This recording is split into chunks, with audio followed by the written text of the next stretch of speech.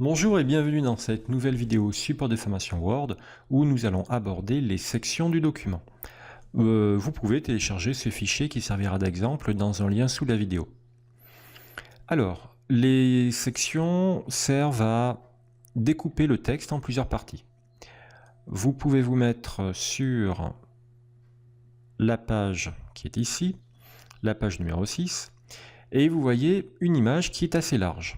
Et malheureusement, elle a été très réduite afin qu'elle tienne au format A4, surtout en orientation portrait.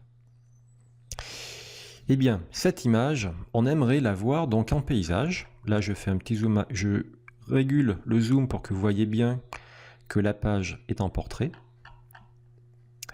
Ok. Si, enfin justement, on aimerait que cette image ne soit pas en portrait, mais soit plutôt sur une page en paysage afin d'élargir cette image au maximum. Et bien pour ce faire, il faut qu'on découpe le document grâce aux sections. Il faudra qu'on découpe le document en trois parties. La partie qui se trouvera avant l'image, la partie pour l'image, et une troisième partie pour tout ce qui se trouvera après l'image.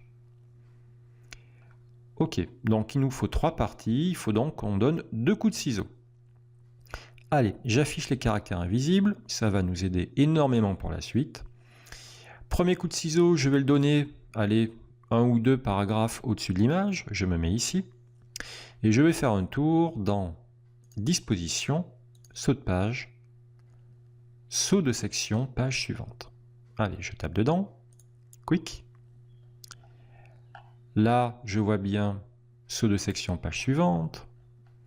Et ici, j'ai bien une nouvelle page. Maintenant, je suis sur 8 pages, alors qu'avant, je n'en avais que 7. Ok, deuxième coup de ciseau, je vais me mettre un peu plus bas, je vais me mettre ici. Voilà. Deuxième coup de ciseau, disposition, saut de page, page suivante.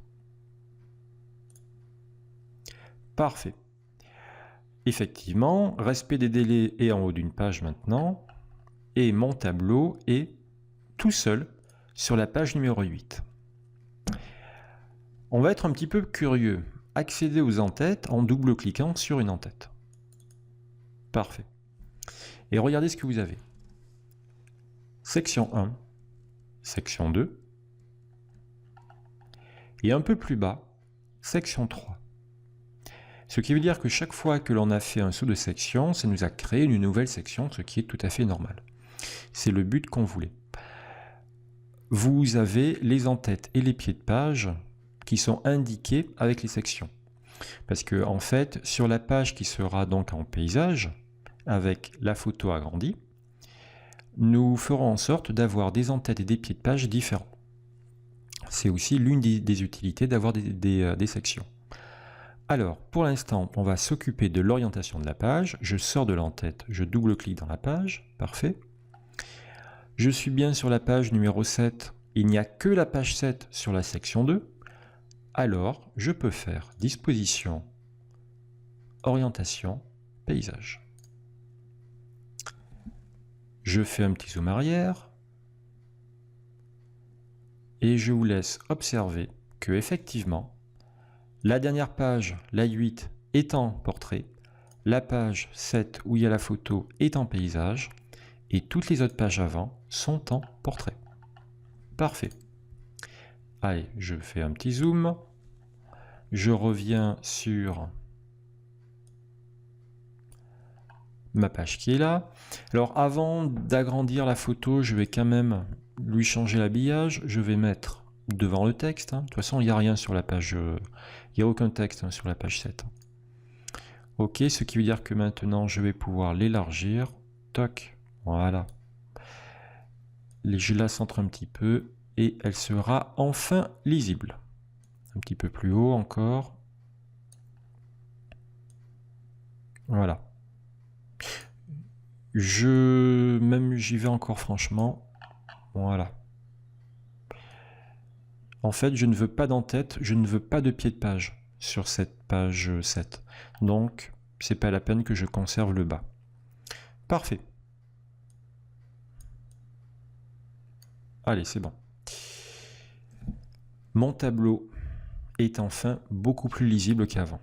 Là, je l'ai vraiment élargi quasiment jusqu'aux limites et je peux le lire tranquillement. Maintenant, on va s'occuper des en-têtes et des pieds de page. J'aimerais avoir en en-tête, je rentre dans l'en-tête d'une des pages qui se trouve au-dessus, peu importe laquelle, une des pages de la section 1, je double-clique et je veux mettre un petit texte simplement, je vais le centrer, le mettre en italique, appel d'offres, tout simplement. Allez, je le sélectionne et je lui mets une couleur gris clair. Parfait. Je sors de l'en-tête. Donc j'ai bien appel d'offres ici. Je l'ai fait sur la section 1. Là, si je suis toujours sur la section 1, il y est. Et bien je le vois aussi sur la section 2. Et ça, c'est pas cool. Donc, je veux l'enlever uniquement pour la section 2. Je rentre dans l'en-tête. Je suis bien dans l'en-tête de la section 2. Et par défaut, les en-têtes des sections sont liées les uns aux autres. Ce qui veut dire que tout ce que je ferai sur la section 1, par défaut, sera appliqué à la section 2. Mais vous avez ce petit bouton-là. Là, je suis dans l'en-tête de la section 2. Je suis dans Outils, en-tête et pied de page.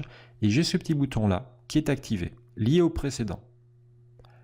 Je le désactive. Maintenant, les en-têtes de la section 2 sont indépendantes de celles de la section 1. Allez, je prends tout ça, je supprime. Je vais un peu plus bas, je suis sur la section 3, d'accord? Voilà. Je vais également délier la section 3 à la section 2, au niveau de l'en-tête en tout cas.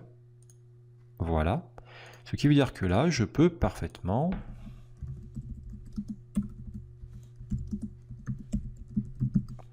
refaire la même chose que tout à l'heure.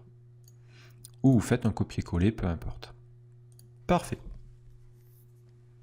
Et on va s'occuper maintenant des pieds de page de la section 1 et de la section 3. Alors, je me mets en pied de page de la section 1. Je vais me mettre aligné à droite. Outils en tête et pied de page, numéro de page, position actuelle. Hop, je descends tout à fait en bas, je prends page X sur Y. Je vais personnaliser tout ça. Voilà. Dans la foulée, je le copie, vous verrez plus tard pourquoi. Parfait. Et bien là, vous le voyez. Et ça, on ne le veut pas, on veut l'enlever. Donc, je me mets dans le pied de page de la section 2, j'y suis. Ce bouton lié au précédent est toujours activé, donc je le désactive. Je prends ça, je le supprime. Je vais dans le pied de page de la section 3. Par défaut, il est identique au précédent. Je désactive aussi. Et je peux coller le code que j'avais fait dans la section 1. Ce qui veut dire que, ok, là je suis sorti du pied de page. Section 3, j'ai bien 8 sur 8 et en haut, appel d'offres. Section 2, orientation, paysage, je n'ai pas de pied de page, je n'ai pas d'en-tête. Section 1, j'ai bien ici la numérotation et en haut, appel d'offres. Voilà. Alors ça, typiquement, là, j'ai des paragraphes vierges qui ne me servent à rien du tout. Je les supprime.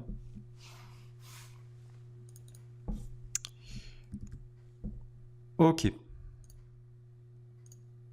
Je peux masquer les caractères invisibles pour mieux me rendre compte du rendu final.